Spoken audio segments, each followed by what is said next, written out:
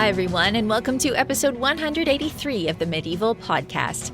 I'm Danièle Cebulski, also known as the 5-Minute Medievalist. If I asked you to name 3 characters from Chaucer's Canterbury Tales, chances are that somewhere in your 3, if not at the very top, would be one of the most influential characters in English literature. Alison, the wife of Bath. This unfiltered, opinionated, and joyful pilgrim stands out from the Canterbury crowd, interjecting, interrupting, and endearing herself to readers for over 6 centuries. What makes her so fascinating? And how has she endured and evolved in the popular imagination in the time since Chaucer lifted his pen? This week, I spoke with Dr. Marion Turner about the life and legacy of this legendary literary figure. Marion is the J.R.R. Tolkien Professor of English Literature and Language and chair of the English Faculty Board at Oxford University. Her books include Chaucerian Conflict, Languages of Antagonism in Late 14th Century London, A Handbook of Middle English Studies, and Chaucer, A European Life.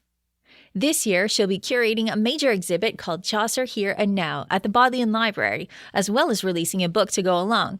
But today we'll be talking about her latest book, The Wife of Bath, a biography. Just a quick reminder before we begin that The Wife of Bath's tale itself does involve a discussion of sexual assault. So if you're not in a space, physically or otherwise, where you can listen to this episode today, that's okay. Feel free to come back to it another time. My conversation with Marion Turner about Alison, her many lives within the Canterbury Tales, and her many lives beyond them is coming up right after this. Well, thank you, Marion, for joining me to talk about The Wife of Bath. This is very exciting because I think there are a lot of people who are Wife of Bath fans in general. So thanks for coming on the podcast. Oh, it's my pleasure. And I think you're right. Almost everyone says, oh, she's my favorite character from Chaucer, or she's the only one that people really remember, which is really interesting. Yeah, she's so much bigger than just the Canterbury Tales. But as I was telling you a minute ago, I never want to assume that people already know anything about anything. So let's just situate the Canterbury Tales for people. When was it written? And tell us a little bit about the way it was written. Where does it fit in Chaucer's life? Yeah, sure. So Geoffrey Chaucer was born in the 1340s, just before a really big pandemic hit. So we can all relate to that. And he died in 1400. So in the 14th century, he lived through this really interesting time of social change after the plague, when there were more opportunities for the people who survived, wages went up. There was the same amount of labor that needed to be done, but, half the amount of people to do it, essentially. And it was also a time when a lot more literature was being written in English, when we see a kind of rise of English more. So in the past, most texts have been written in Latin or French in England. And now authors were writing in English, whether this was government treatises or legal documents, medical texts. Lots of things are happening in English now, especially poetry. So Chaucer wrote a few other poems starting maybe the early 1370s, maybe a bit earlier. And the Canterbury Tales, he started probably around the late 1380s and was working on until he died. He didn't finish it. So he was working on it until he died in 1400, though he also wrote some other things along the way. He kind of would stop and start, write chunks of it, I think circulate chunks to his friends. And The Wife of Bath's prologue and tale is part of the Canterbury Tales. Right. I think maybe not everyone realizes, if they're assigned it in school or anything like that, that it is unfinished, because that's a kind of a big part. This work is so canonical, and yet it's an unfinished piece of work. Yeah, absolutely. And it's still so long, but yet it's unfinished. And in fact, in the prologue, when we meet all the pilgrim characters, the person who's in charge there, the host of the Tabard Inn, he says that everyone is going to tell 4 stories each, 2 on the way to Canterbury and 2 on the way back.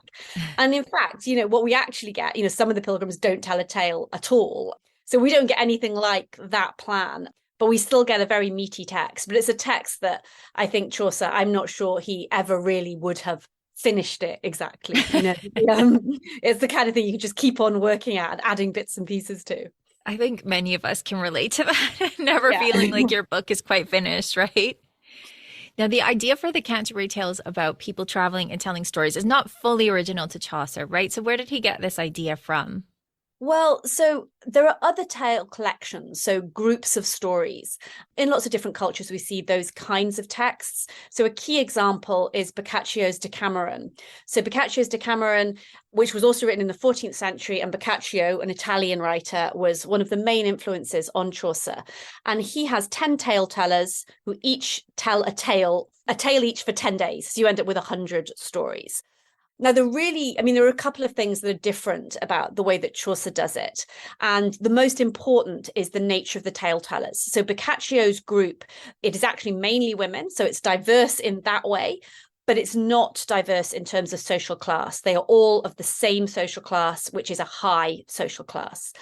What Chaucer does is he puts together a really varied group. So we have a knight at the top end of the scale, we have a ploughman at the bottom end of the scale, and in between we have all kinds of different working people. We have a cook, we have a friar, we have a miller, we have a lawyer. We have lots of different kinds of people.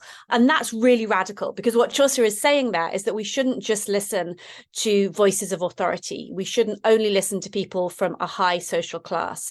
We should actually see what people who are coming from different perspectives and different backgrounds have to say. That's a really radical message, to say, well, actually, let's listen to the monk, who everyone would expect us to listen to, but let's also listen to this kind of minor landowner and see what he has to say. And then, let's listen to this merchant and this sailor. Let's just hear their perspectives. They're not all going to be right. We're not going to agree with them all, but, we can't make decisions based on only one point of view. And I love this because Chaucer is someone who has been in court circles. He is related by marriage to John of Gaunt eventually. So you would think that he would always be writing something that was very courtly, that his audience would be a very courtly audience. So how was this received when he started writing about ordinary people? How did that go? Well, I think that although he is partly writing for a courtly audience, he's also very much writing for a London audience. So Chaucer straddled different social worlds. He was the son of a merchant, and his main jobs were things like being a customs officer in the city of London. He was also a member of parliament. He was a soldier. He was a prisoner of war at one point. He did lots of different kinds of things. But while some of his poems may have been performed in great households in the court, others were read in inns, in pubs, to mixed groups of people. And some of the earliest evidence that we have for readers of his texts are, relatively middling people in the city, rather than the nobility, who are still mainly reading French texts for pleasure, whereas it's a little bit lower down, not the very bottom of the spectrum, but the middling kind of orders that are more interested in this kind of English poetry. And it was very popular.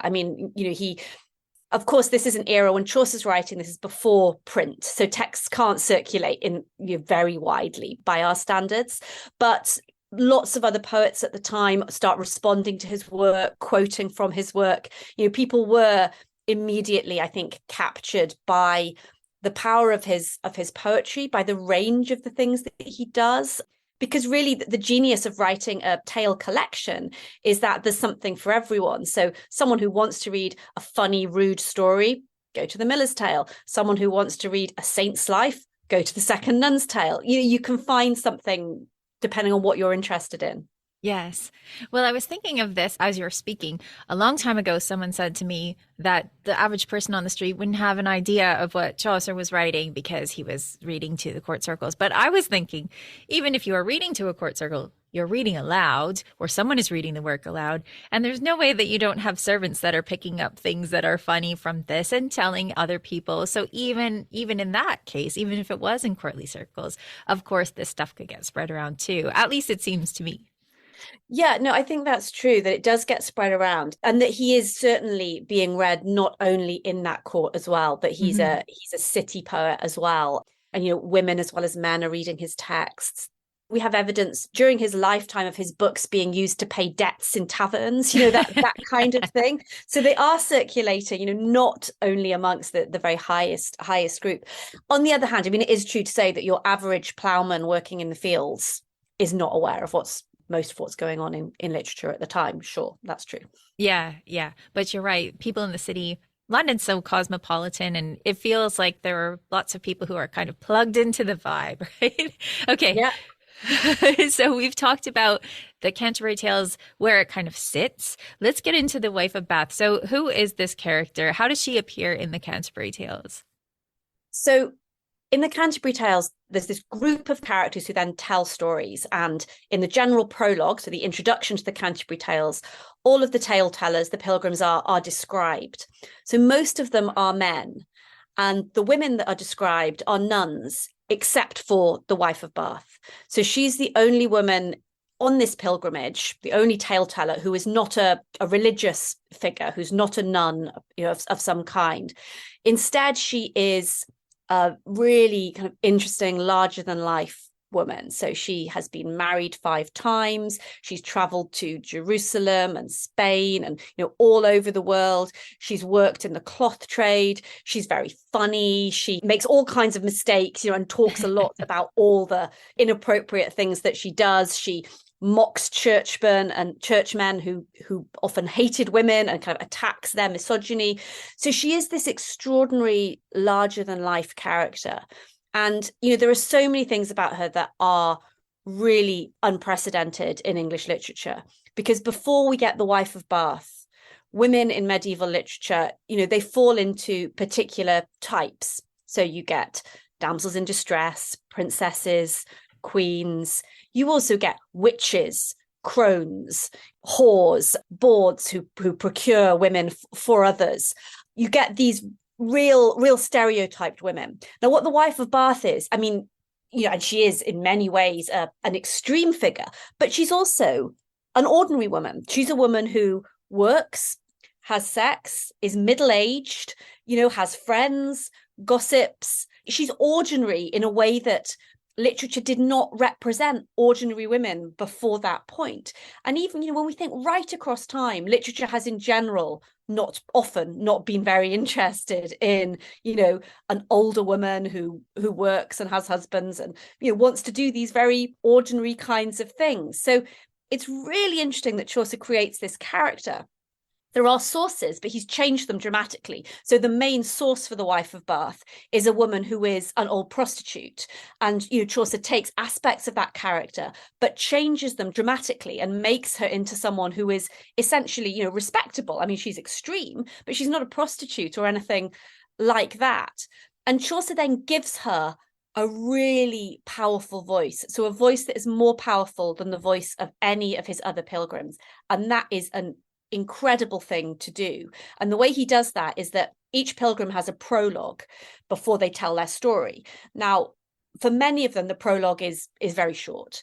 There are 3 that have prologues which are known as the confessional prologues, because they go into more detail about their lives. But the other 2 pilgrims that do that for kind of 100 or 200 lines. The wife of Bath does it for over 800 lines. So, she just tells us everything about herself, this extraordinary narrative.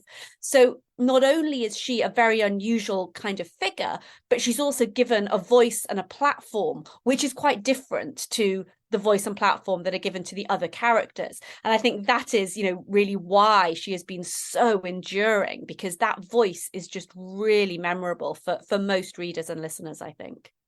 Yes, one of her strengths seems to be that she can interrupt. But when she interrupts, she's not just throwing out something that is entirely clearly just something out of a bit of misogynistic literature. She's actually debating with many of the thinkers of the time. So can you tell us how she engages with past ideas about what women should be? Absolutely. So throughout her prologue, she is quite often quoting from misogynist texts, some of which have come from the Bible or from people such as St. Jerome, some of which have come from, more recent, what's known as anti-feminist texts. There isn't really a concept of feminism in the Middle Ages, but there is a concept of anti-feminism and a big body of anti-woman literature. Now, she is very aware of those texts and she uses them a lot, but she also kind of laughs at them in various ways. She kind of mocks some, so she kind of says, well, you say that virginity is the best thing, but if everyone were virgins, then where would the virgins come from? She makes a lot of jokes about that kind of thing. But she also makes very serious points about this body of misogynist literature. So her fifth husband had a book called The Book of Wicked Wives, and she refers to that throughout her prologue as this kind of weight of misogyny, you know, what it feels like to have people always saying these terrible things about you, which you can't argue back to, because there isn't a weight of literature. There isn't a weight of feminist literature. You don't have the tools to respond to. And this is a book that is the cause of domestic violence. You know, eventually, as she tells her story, we hear that her husband kept reading this book and kind of accusing her of these terrible crimes, of being like these women that he's read about in this book. And eventually, you know, she wants to destroy the book, and then he attacks her back, and she is deafened by that blow. So it becomes a very serious point about how literature interacts with life. You know, if people keep saying terrible things about women, what that does to the bodies of actual women. And it's really interesting to think that, you know, in the 14th century, this female character is aware of the problems of a biased canon. And at one point, she steps out of all those sources, which she has come out of herself, and she says, well, who painted the lion? Tell me who. And this is a quotation from a fable. So it's not from these misogynistic texts. It's from a fable about a man and a lion. And people were taught a lot through fables in the Middle Ages. And you could think of different morals, different ways of interpreting the fables. Now, this fable it's about a picture of a man killing a lion. And, you know, the lion looks at that picture and says, well, who painted the lion? And the point is, a man has painted this and has made the man look great, like he's the winner. Now, if the lion had painted the picture, it might have shown the lion in control, but the man has had all the power. This was a well-known fable, but people hadn't before applied it to gender. And the wife of Bath says, who painted the lion? In the context of saying, well, all the books have been written by men. And then she says, but if women had had the chance to write stories, as men have in their oratories, then they would have said all about the wickedness of men. And this is a thing that writers have been saying, you know, right across the centuries. You know, when we get into the 20th century, and Virginia Woolf writes her feminist tract, A Room of One's Own, you know, she writes in there about the fact that women have not had the opportunity to be authors. You know, she imagines, what if Shakespeare had had a sister just as clever as he was, and says, well, she would not have been able to succeed in that world because there just have not been those opportunities for female writers. And right across time, people have been aware of this. And when we hear the wife of Bath saying this, I mean, I think it, of course, things have improved a lot, but it still strikes a bit true, you know, the fact that women still don't get their voices heard in many areas as much as men do. And so it's very prescient, a lot of the things that she says in that prologue. Yes. I mean, for people who have listened to this podcast for years, they've heard me talk about Christine de Pizan, and she wrote The City of Ladies, which is a rejection of this kind of stuff. But the wife of Bath's appearance in literature predates that. So she's earlier than that. Yeah. So for the people who are listening, this is earlier. But I'm really glad you mentioned Christine de Pizan. So yeah, it is earlier, just kind of 15, 20 years earlier. And of course, you know, if we had a debate about them, of course, Christine is a real woman, yes. which is interesting, whereas the wife of Bath is a fictional woman. Mm-hmm. But one of the things that I try and do in my book about the wife of Bath is to use her fictional story as a way then to tell the stories of lots and lots of real medieval women. Mm-hmm. You know, one of the things that I found really productive about focusing on a character was that then allows me to kind of spin out into, well, let me think about lots of different women who are like her, that might have inspired her, or that came a bit later, but that demonstrate some of the same traits that she demonstrated. You know, so I have chapters about much married women, about working women, about storytelling women such as Christine, about traveling women, for example. And, you know, it was really interesting just to delve into the real lives of real medieval women, you know, lots of real medieval women, and think about how their experiences compare with the experiences of this fictional and extraordinary female character. Yes. And I think one of the things that you mentioned in the book is that in the time since, one of the things that she as a character gets most criticized about is the fact that she's a lusty woman. She's been married 5 times. When you talk about it in the book, the actual truth is this is a very respectable thing for her to be doing. So tell us about the much married in the Middle Ages. Yeah, absolutely. So, and one of the things there's a really interesting clash, I think, between a kind of biblical religious idea, which the church fathers talked about, 1,000 years before Chaucer, where they were kind of saying, oh, it's evil to marry twice and it's better to be single. And, those things to many of us today sound extremely old-fashioned. And they also sounded very old-fashioned to Chaucer. And that's, I think, what's really important, that when the wife of Bath is quoting those things, that's not the medieval norm. Whereas I think for readers today, it's easy to think that because we're so distanced from that world. But in fact, no one thought like that in Chaucer's world. So although, of course, marrying 5 times is, more than most women at that time, but there are lots of very, very respectable women who were married many times. So I tell the story of, say, the daughter of an important London merchant who married 4 times and inherited, a great deal of money and property from all of her husbands. I tell the story of a 15th century widow who was, in fact, a relation of Chaucer's a couple of generations on, who married 4 husbands. And her last husband, she married when she was 65 and he was a teenager. It was known as a kind of diabolical marriage at the time, but it did happen. Many women would move from one husband to the next. And one reason they were able to do this was that England had good inheritance laws at this time. So at the same time, in some other parts of Europe, such as Italy, there was no incentive to marry again. In fact, there was a disincentive. If you did that, you would lose your dowry, for example. You would probably lose your children as well. So you were incentivized to stay with your husband's family if you wanted to keep, or to go back to your own father, but not to marry again. In England, women could remarry and keep a lot of their inheritance and go on earning money. So there wasn't the same problem with getting remarried. And widows were often very wealthy, particularly in the city. They could also go on running businesses. They could control property. A lot of things that people don't think medieval women would have been able to do, actually, they were. And we see women who were skinners and blacksmiths and scribes and business owners who employed apprentices. I mean, of course, one can go too far down that route. I don't want to idealize what life was like for medieval women. But I think it is important to note that it was much better than people often assume. People often imagine a kind of dark ages where women could not work and were in the home all the time. And that's not the case for medieval England at all. Yes, absolutely. I'm so glad that you mentioned that. So we were talking about being married a lot, and it's much easier to see in the aristocracy.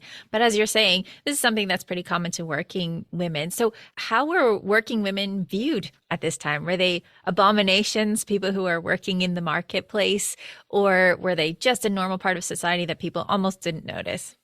Absolutely normal part of society that people did not notice.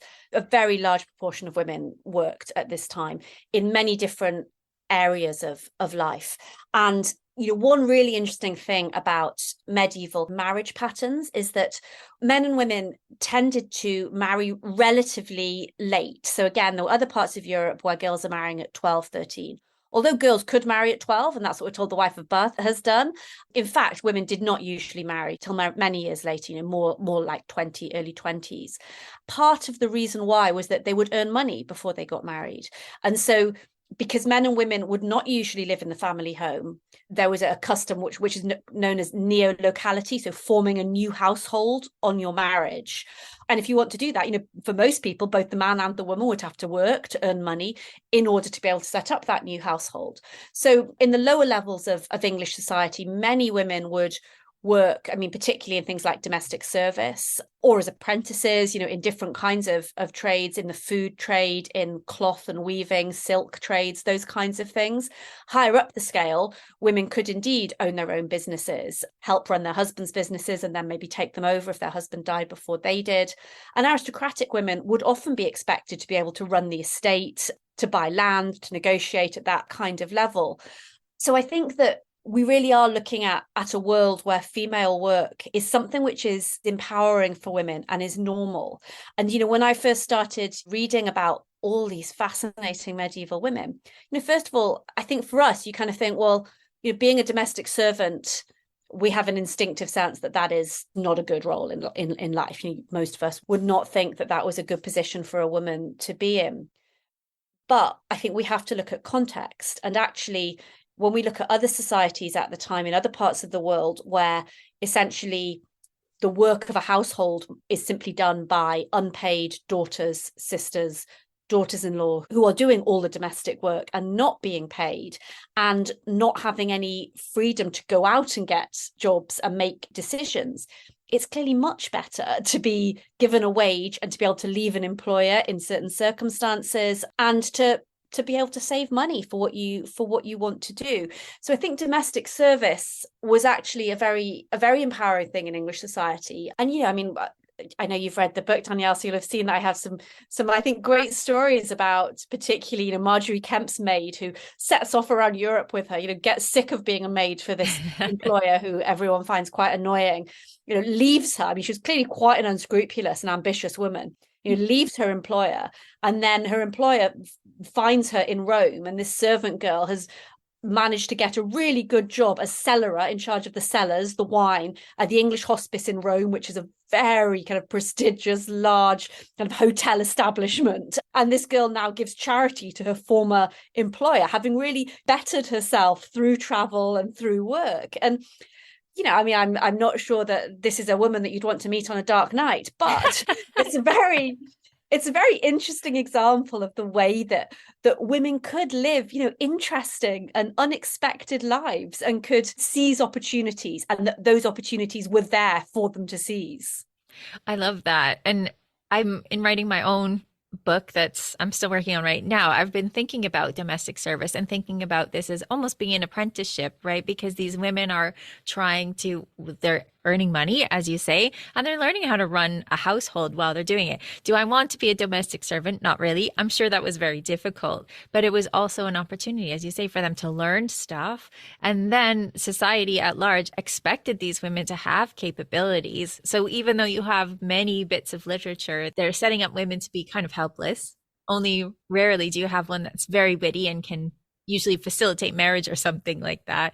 Here in the Canterbury Tales, you have a very realistic woman who is perfectly capable and confident. She knows she's capable. And I think that is one of the things that perhaps people have an issue with in the later centuries, if not the actual pilgrims themselves, because they do make fun of her a little bit during the story.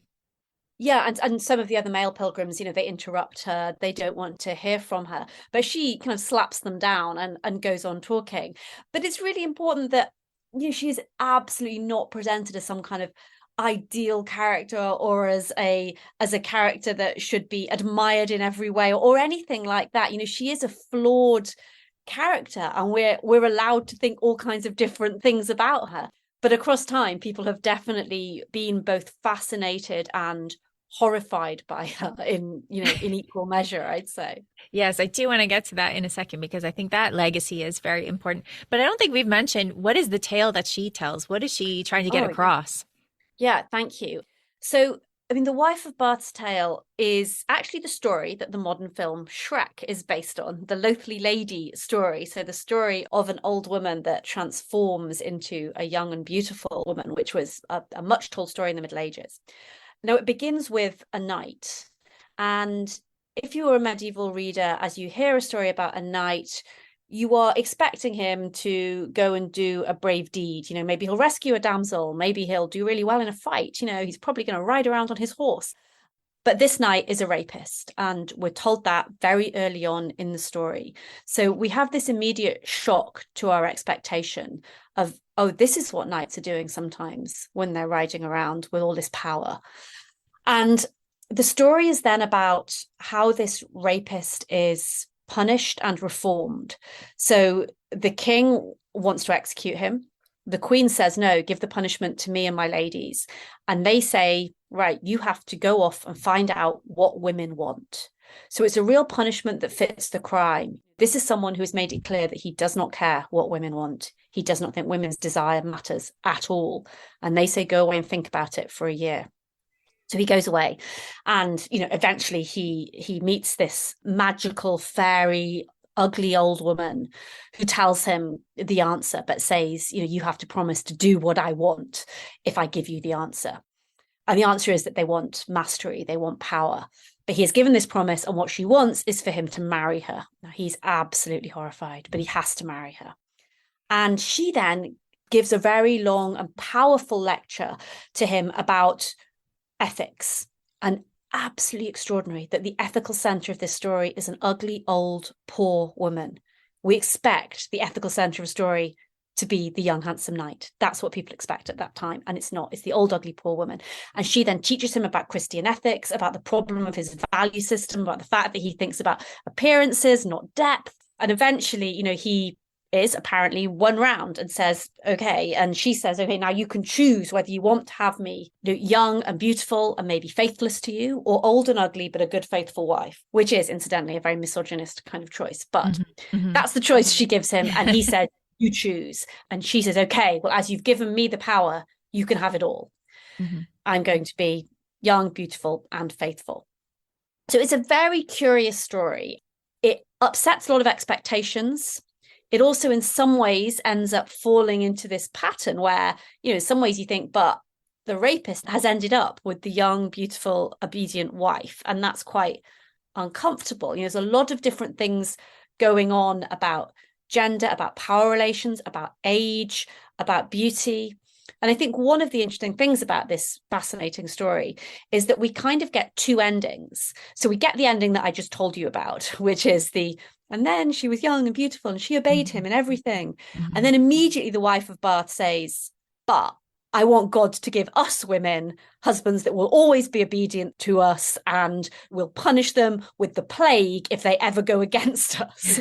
So she kind of, says, well, in this story, I kind of know that stories have to end with a happy ending. But in my real life, that's not what I want. I actually want men to be subservient to me. So she gives us another extreme and leaves it kind of open and uncomfortable at the end.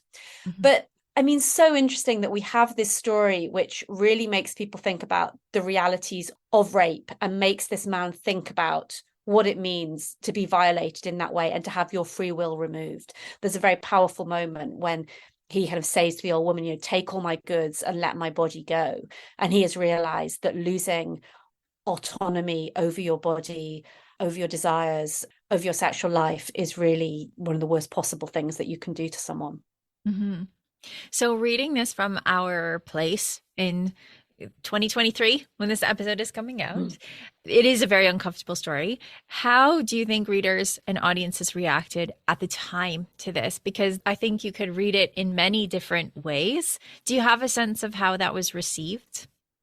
Yeah, and it's really interesting to note that there are other versions of this story at the time, and they just are nothing like as radical as Chaucer's. So in the other versions, the knight is not a rapist. The crime that he commits is not a real crime.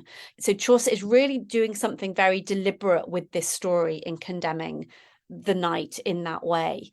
So we have scribal comments and so on next to the tale, but we don't have much direct evidence from the very moment of its being produced in terms of what people were thinking about it specifically. But quite early on in its reception history, we do start to get people being fascinated with the wife of Bath and with her tale. So it is something that is one of the tales that most kind of grabs people's attention from early on. But we have to be quite speculative, I think, in trying to think about what people thought about it at the moment of its production. And this is important. I don't want to get too much into the new understanding of Chaucer's perhaps crime. We are not sure what he was up to with Cecily Champagne. So I don't want to get into that too much, but if you are uncomfortable reading it now, I think that's fair. I think everybody has been a little bit uncomfortable reading this story, and it's meant to be disruptive. And I think it will continue to be disruptive as we continue to read it. So maybe this is a good opportunity to get into the reception of The Wife of Bath, both her prologue and the story, over time, because people have kind of lost their minds over this over time, right? Yeah, I mean, it's so interesting because, when I first came up with the idea for this book, where, the first half is the medieval wife of Bath, and where she comes from, why does this character emerge at this time, interweaving the story with real medieval women. And then the second half is reception across time. So from kind of 1400 up to 2021, I knew there'd be lots of good examples. But then the more research I was doing, I was thinking, every single author that I can think of has written a version of The Wife of Bath. This is absolutely amazing.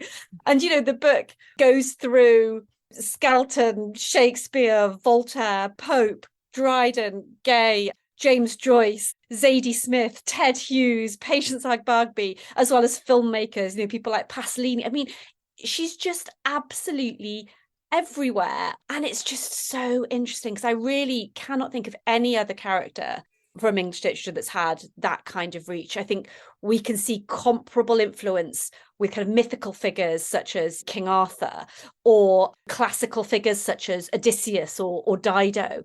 But it's really, really unusual to have a kind of character invented by an author like this who then just takes off in this way. So that, from very early on, readers will be, they'll be writing poems about the Canterbury Tales. Skelton does this and he writes, 4 lines about the rest of the Canterbury Tales and then 10 about the Wife of Bath, for example. And a really interesting early example is that there's this very popular ballad about the Wife of Bath, and it was burnt, and the printers were put in prison because people were so. And this is in 1600 and then 1632, and people were so threatened by this, woman who was in the ballad is talking back to saints and patriarchs at the gate of heaven. And the books were literally being burnt. And then later on, so you asked about both the prologue and tale. So I'll give you some examples from both. So the prologue, a really interesting example of that would be what Pope does, so Alexander Pope, where he writes a version and he just basically takes the sex out. So he takes out the references to genitalia and having sex in the morning, and where she talks about her quoniam or her chamber of Venus, that all just gets taken out. So lots of the kind of, funny, risque aspects of her voice are just removed from the text completely. With the tale, another 18th century example is Voltaire in France, who writes a version of the tale. And, it's really disturbing because he implies that the rape victim actually kind of wanted it, wasn't really very bothered by it. And there's this extraordinary turnaround of the focus of the tale, so that at the end, when the knight, who really is much more of a hero in Voltaire's version, his name is Robert, when he has to have sex with the old ugly woman, it's turned into this amazing chivalric feat, and we're told all about how incredible his bravery is in having sex with this old woman, and how, what glory it is that he actually manages it. And there's a major focus on his erection, where he just says, I absolutely cannot. And she's kind of saying, no, you're young, you're healthy, you're strong, you will be able to. And then he really kind of screws up his courage, and eventually he manages it. So this story, which is a story about, the ethical power of female speech and making a rapist think about what he's done, becomes this valorization of the male erection. It's deeply, deeply disturbing, obviously. Yeah, so right across time, we see versions of both prologue and tale. Sometimes the two of them kind of spliced together, and lots of different ways in which this text is adapted. So things like sometimes just one is either prologue or tale is translated, but sometimes we get things like an early 20th century play in America that is this kind of spin-off, I suppose, so tells new stories but about the Wife of Bath, and ends, she's trying to marry Chaucer, but she ends up being beaten, essentially metaphorically beaten, by the men who manage to trick her, so that she ends up being forced to marry the miller, because they make up a new law that says, you can only marry a miller for your 6th husband, and everyone laughs at the Wife of Bath who's been cheated. So really bizarre things. And I suppose I also think it's very interesting the way you see people using the Wife of Bath sometimes to write about their own lives. So Ted Hughes is a really interesting example, where he writes about his lover, Sylvia Plath, as if she is the Wife of Bath, and writes about her reciting the Wife of Bath's prologue, and says that the Wife of Bath was her favorite character in all literature, and then imagines her, speaking in this endless way like the Wife of Bath. So I think that kind of imaginative, putting the Wife of Bath into your own life, is quite an interesting response as well. Mm-hmm. Although I have to say, and you mentioned this too in the book, that always makes me very uncomfortable, that comparison of Sylvia Plath. She's supposed to be speaking to cows. Yeah. And he kind of distances himself as if he's watching her doing something that's kind of ridiculous, when really Exactly. dismissing her speech. Yeah. It makes me very uncomfortable to Yeah, read me that too. one. And then he drives the cows off, and he's the kind of capable man who can come in. So I think it's absolutely I think on the scale of what's done with the wife of Bath, it's on the lighter end of the disparagement scale. Yeah. Right? So it's a kind of, he's showing that he's quite superior to her. It's not the viciousness of someone like Pasolini, who depicts sex with the wife of Bath as actually causing men literally to die. That's how horrified he is by older female sexuality and a dominant female voice. And that's, I suppose, the more extreme end of the scale. But someone like Hughes as well, I think I agree that there's something really sinister about it. And it's this putting the wife of Bath in her place, and at the same time putting Sylvia Plath in her place. And that's what we often see, I think, a kind of, well, we'll contain this figure. But of course, the glorious thing is that she really can't be contained. She always, they burn the ballads, they never find all the copies, the ballad keeps going. Pope tries to cut this tale, but of course the real version, the full version of the prologue still circulates. People don't actually succeed in silencing her voice, because her voice is so powerful and so strong. I love that. And I'm glad that you in the book and here on the podcast have talked about the way she's been received in the time since, because again, not valorizing the lives of women in the 14th century, which were still difficult in many ways. She was better received in some ways. Her book, the prologue, her tale, they weren't burned in the 14th century, but later people got much more uncomfortable with it. And I think that just really speaks to so many myths of the Middle Ages to begin with. Absolutely. I mean, and people were not uncomfortable talking about sex in the Middle Ages. The way that, we see at times in the 18th and 19th century, much more, discomfort with the kind of explicit sexual language that the wife of Bath is using. When Dryden says, I really, really wanted to translate the wife of Bath, but I didn't dare to. It's too licentious. I mean, no one thought that in the Middle Ages at all. And one of the really sobering things, I think, when you trace something like this across time, but really, really important, is that things do not steadily progress and improve in anything in history. And it's still a myth that a lot of people do unconsciously, I think, believe that there's a general improvement in things, that women's rights generally get better, that democracy has generally become fairer. Now, many of us in recent years have really seen that it's very clear that that is not the case everywhere in the world, that there are places at the moment where women's rights are going backwards, for example. But when you look at the reception of the wife of Bath, many of the responses in the 20th century are the most misogynist responses across time. And, I think that 15th century scribes were often responding in negative ways, but they were more focused on trying to combat her rhetorical power. For example, in the 20th century, there was often, we see this really visceral horror at her body, her sexuality, and a real kind of disturbingly aggressive focus on that body and sexuality. So I think it's an important history lesson for anyone, actually, to remember that things go up and down, they go down and up. We don't always see improvement across time. But I mean, I liked the fact that the arc of the book, I think, could truthfully reflect this, that I could end with what I think is quite an optimistic note, because in the last 20 years, the wife of Bath's prologue and tale has been very much reclaimed, particularly by female voices. And before that, there hadn't been that many female voices reinterpreting the wife of Bath. There had been some, but they've really dominated the last couple of decades. And in particular, lots of women of colour have written new versions of the wife of Bath's prologue and tale.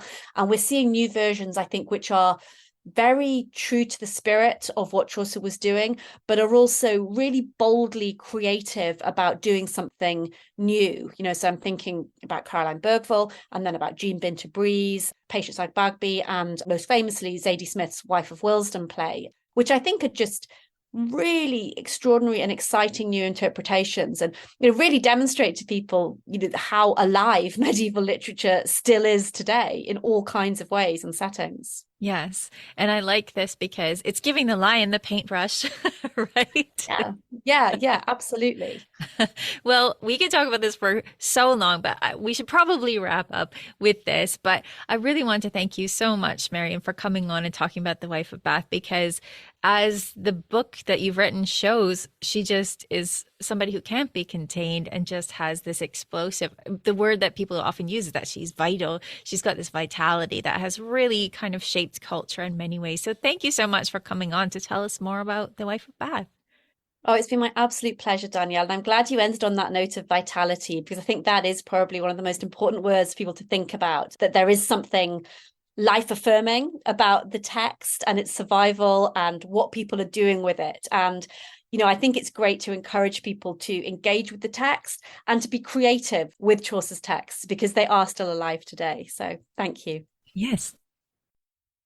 To find out more about Marion's work, you can visit her faculty webpage at english.ox.ac.uk/people/Dr.-Marion-Turner. Her new book, The Wife of Bath, a Biography, is hot off the press this week from Princeton University. Before we go, here's Peter from medievalist.net to tell us what's on the website. What's going on, Peter? Hey. Well, I decided that for this year, I would do something different with our new medieval books section. So previously, I did these kind of roundups where I kind of brought together 5 different books and talked a little bit about each of them. And now I'm doing one book at a time and trying to give more details about the book and who that might be a good reader for. So I'm really happy about that. And so we've done a few of these books so far. And one of the latest ones that we featured is called The History of the Nation of Archers. It's a translation of a 13th century Armenian account of the Mongols and their invasion of the Middle East. And I bring this up because the translator is a guy named Robert Bedrosian. And he's kind of like a pioneer in online medieval studies. So about like 25, 27 years ago, he set up his own website. And he published a number of medieval translations, including this one. And so you can find them on at several places online, but this is kind of the first time it's actually been in a printed book form. So as someone who kind of admires that kind of work from way back when and that kind of contribution, like I just wanted to highlight that. I was excited to see it. Yeah. Well, congratulations to him. I don't know him personally, but that is awesome. I think it's great that you have people that were being so generous 25, 27 years ago online, and now a print version, I think hopefully could reach even more people. So congrats to him. Yeah. He's certainly like back then kind of creating resources, creating articles and translated text and doing that kind of stuff. It was innovative stuff and showed where people can go with it. So yeah. Plus we look at the bog bodies in Europe and a study on the health of people living in the early Middle Ages in this early medieval community in Germany. Spoiler, they were like riddled with disease. I mean, that's kind of expected. This is why I don't want to time travel myself. I'll just look at it from a distance. Thank you very much. Indeed. Okay, so before I let you go, how often can people find new medieval books featured on medievalist.net? And are you featuring them just on the website or on social media as well? Oh, we're trying to aim to do 5 books a week, and we have posts. Plus, we're doing a lot on social media, posting photos of the books, photos of some of their pages, so you can have a look inside. We're doing a lot on Instagram with them, and you can also see that hopefully in other places like TikTok. Awesome. So people can discover them every day. Awesome. That's great. Thanks, Peter. Thanks. Thank you, as always, to all of the patrons on medievalist.net's Patreon page. Your patronage supports this podcast as well as other work by independent medieval historians, writers, and podcasters. In addition to seriously good karma, patrons have access to all sorts of great stuff like subscriptions to the Medieval Magazine and Medieval World Magazine, as well as ad-free versions of this podcast. To get in on the action, please visit patreon.com/medievalists. For everything from The Wife of Bath to types of baths, follow medievalist.net on Facebook or Twitter @medievalists. You can find me, Danièle Cybulski, on social media at 5MIN-medievalist or 5-Minute Medievalist. And you can find my books at all your favorite bookstores, where you can get hold of How to Live Like a Monk, Medieval Wisdom for Modern Life, in hardcover, ebook, and audiobook. Our music is Beyond the Warriors by Guy Frog. Thanks for listening, and have yourself an awesome day.